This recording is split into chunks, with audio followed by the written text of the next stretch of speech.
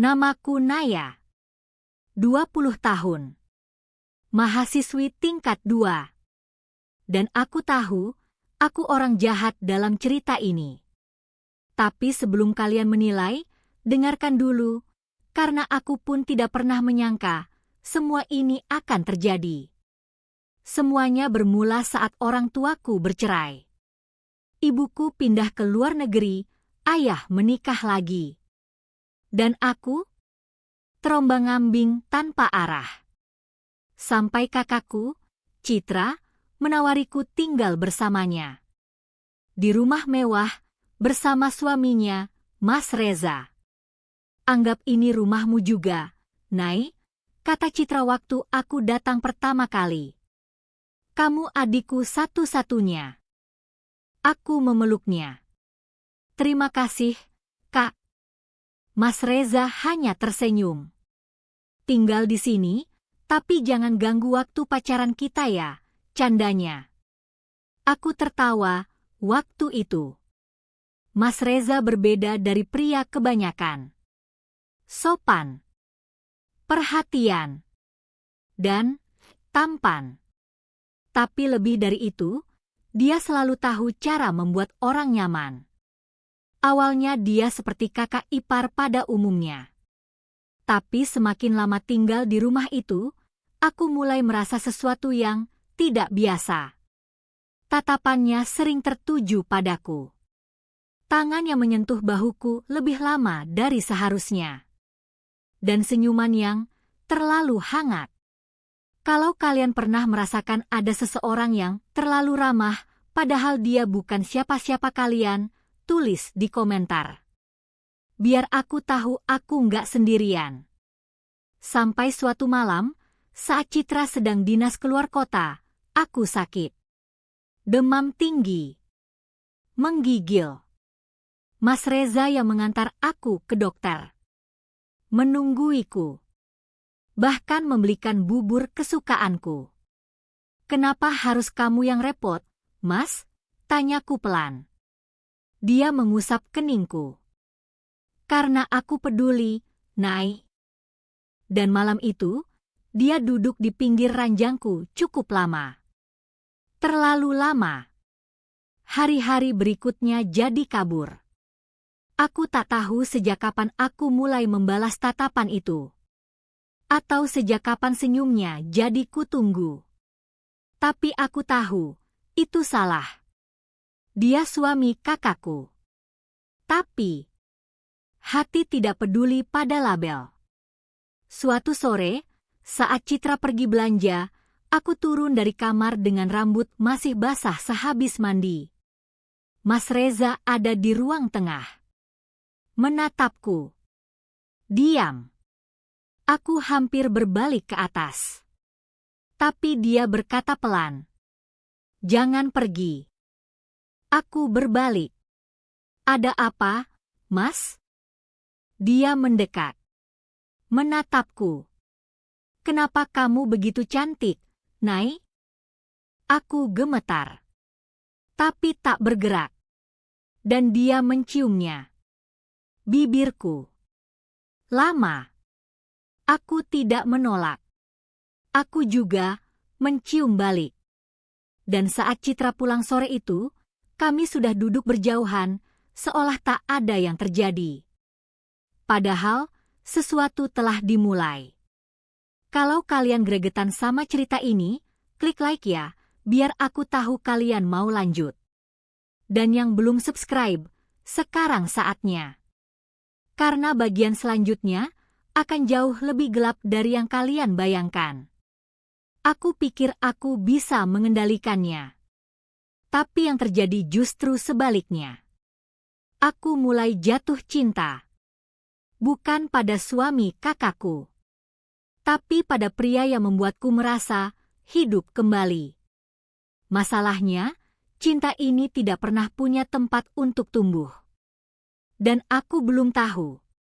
Haruskah aku mencabutnya atau membiarkannya membusuk bersama diriku sendiri?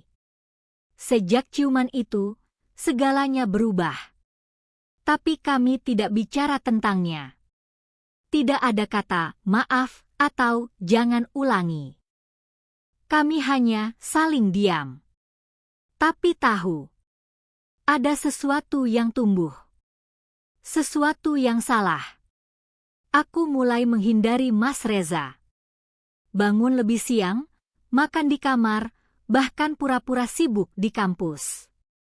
Tapi anehnya, aku justru makin sering memikirkan dia. Dan setiap kali kami berpapasan, dia hanya tersenyum tipis. Seolah berkata, "Kita punya rahasia." Suatu malam, aku pulang larut. Kelas tambahan. Rumah gelap. Citra belum pulang dari dinas, dan aku mengira Mas Reza sudah tidur. Tapi dia di dapur. Memasak mie. Lapar, tanyanya. Aku ragu. Tapi mengangguk. Kami makan berdua. Diam. Hanya suara sendok dan kipas angin. Sampai dia berkata pelan, "Aku pikir kamu bakal pergi dari rumah ini setelah malam itu." Aku menatapnya. Aku juga pikir begitu. Dia menghela napas. Tapi aku lega kamu nggak pergi. Dan malam itu, untuk pertama kalinya sejak ciuman itu, dia menggenggam tanganku lagi. Cerita ini makin nggak masuk akal, ya? Tapi begitulah kenyataannya. Kalau kalian pernah jatuh cinta pada orang yang mustahil, dan tahu itu salah, tapi tetap nggak bisa lepas, ceritain di komentar ya. Aku pengen tahu kalian juga pernah di posisi ini. Dan klik like kalau kalian gregetan sendiri bacanya, biar aku tahu kalian masih di sini. Keesokan harinya, Citra pulang. Membawa oleh-oleh dan pelukan hangat. "Aku kangen banget," katanya. "Reza, kamu jaga adikku baik-baik, ya?" Aku ingin tertawa. Kalau dia tahu betapa baiknya Reza menjagaku. Tapi saat Citra memelukku, aku merasa najis. Aku pengkhianat. Tapi kenapa aku tidak bisa berhenti? Hari-hari berikutnya jadi lebih rumit. Reza makin berani. Kadang mengirim pesan singkat saat aku di kampus. "Kamu cantik pagi ini." Atau menyelipkan coklat di meja belajarku. Dan kadang, dia masuk ke kamarku malam hari saat Citra sudah tidur. Kami tidak bicara. Hanya tubuh. Nafas. Hasrat. Dan aku makin jauh dari siapa diriku sebenarnya. Sampai suatu hari, Citra mengajakku sarapan di luar. Di tengah makan, dia menatapku dan berkata, "Nay, kamu sayang aku, kan?" Aku terdiam. Tentu. Dia tersenyum. "Aku juga sayang kamu. Itu sebabnya aku harap kamu jujur." Jantungku berhenti. Maksudnya, dia mengambil napas panjang. "Kamu dan Reza, kalian ada hubungan?" Dunia runtuh. Kalau kalian di posisi Naya, kalian bakal jawab apa? Jujur? Bohong? Atau lari? Tulis di komentar, aku pengen tahu. Dan buat yang mau tahu apa yang terjadi setelahnya, jangan lupa subscribe. Bagian selanjutnya bakal penuh kejutan. Aku menatap kakakku. Perempuan yang menyelamatkanku saat aku nggak punya siapa-siapa. Perempuan yang aku hianati. Dan aku berkata, "Aku tanya baik-baik, Nay." Suara Citra gemetar. "Kamu dan Reza ada hubungan?" Aku merasa mulutku terkunci. Seluruh darah di tubuhku berhenti mengalir. "Kak," bisikku. "Aku." Dia menatapku. Dan saat aku tak bisa menjawab, dia mengangguk pelan. "Berarti benar. Air matanya tak jatuh. Tapi sorot matanya seperti pisau. Kami duduk lama. Diam. Suara kendaraan di luar seperti jauh. Hanya detak jantungku yang terdengar keras. Aku udah curiga sejak bulan lalu, katanya akhirnya. Tapi aku buta. Karena kamu adikku. Aku menunduk. Aku nggak bermaksud, ini semua salah. Dia tertawa kecil. Pedih. Salah? Naya, kamu tidur dengan suami kakakmu sendiri. Kamu pikir cukup dengan bilang, salah? Aku menangis. Aku nyesel. Kak, aku beneran nyesel. Tapi dia berdiri. Sayangnya, penyesalanmu datang setelah semuanya hancur. Malam itu, aku mengurung diri di kamar. Reza mencoba menghubungiku, tapi aku matikan ponsel. Aku menatap cermin. Dan untuk pertama kalinya, aku muak dengan diriku sendiri. Keesokan harinya, aku bangun dengan suara pintu dibanting. Citra pergi. Tas besar di tangannya. Reza mencoba menahannya, tapi dia hanya berkata, "Kalau kamu lebih milih adikku, ambil dia. Tapi jangan cari aku lagi." Dan Reza hanya diam. Dia tidak mengejarnya. Kalau kalian di posisi Citra, apa kalian akan tinggalkan semuanya? Atau tetap bertahan? Cerita ini nggak hitam putih, dan aku pengen tahu pendapat kalian. Tulis di komentar, ya. Dan klik like kalau cerita ini bikin kalian makin emosi. Seminggu setelah Citra pergi, rumah itu jadi sepi. Reza seperti tidak peduli. Dia masih mencoba mendekatiku. Seolah tidak terjadi apa-apa. Naya, ini bukan salah kamu. Aku yang memulainya. Aku yang memilih kamu. Aku menatapnya. Kamu kehilangan istri karena aku. Dia mengangkat bahu. Dia bisa pergi. Tapi kamu tetap di sini. Dan saat dia mencoba menyentuhku, aku mundur. Aku nggak mau ini lagi. Dia mengernyit. Kamu serius? Aku mengangguk. Aku mencintaimu, tapi bukan seperti ini.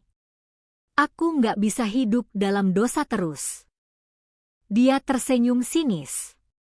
Sayang sekali. Aku kira kamu lebih dewasa dari yang aku bayangkan. Dan untuk pertama kalinya, aku melihat siapa Reza sebenarnya. Dia bukan cinta. Dia kecanduan. Malam itu aku mengemasi barangku. Aku tinggalkan rumah itu. Aku tinggal di kos kecil, mulai dari nol. Mengurus kuliah lagi. Cari kerja paruh waktu. Aku menghubungi Citra beberapa kali. Tak pernah dibalas. Tapi aku mengerti. Hingga suatu hari, aku menerima surat. Dari Citra. Hanya 1 halaman. Aku hancur karena kalian. Tapi aku tidak ingin kamu hancur juga. Belajar dari ini. Jangan ulangi. Dan jangan pernah kembali. Aku menangis sepanjang malam. Tapi di ujung surat, ada 1 kalimat. Kamu tetap adikku. Tapi bukan lagi keluargaku. Cerita ini belum berakhir. Tapi kalau kalian mau tahu bagaimana Naya menghadapi hidupnya selanjutnya, jangan lupa subscribe. Karena bagian terakhir akan jadi penebusan atau kejatuhan. 2 bulan berlalu sejak aku meninggalkan rumah Citra dan Reza. Hidupku berubah total. Dari rumah besar ke kamar kos sempit. Dari kenyamanan jadi kesendirian. Tapi setidaknya, aku merasa bersih. Hingga suatu pagi. Tes kehamilan. 2 garis. Tanganku gemetar. Napasku tersendat. Aku hamil. Dan aku tahu pasti siapa ayahnya. Kalau kalian pernah ngerasa hidup lagi baik-baiknya lalu, boom, semuanya jungkir balik, tulis di komentar ya. Aku pengen baca cerita kalian juga. Dan buat yang masih setia ngikutin perjalanan Naya, klik like, cerita ini belum selesai. Awalnya aku menolak percaya. Aku beli 3 tes lagi. Hasilnya sama. Dan tubuhku mulai berubah. Mual. Lelah. Emosi naik turun. Aku bingung harus bagaimana. Cerita ini udah cukup kotor. Tapi sekarang, aku bawa bukti hidup dari dosa itu.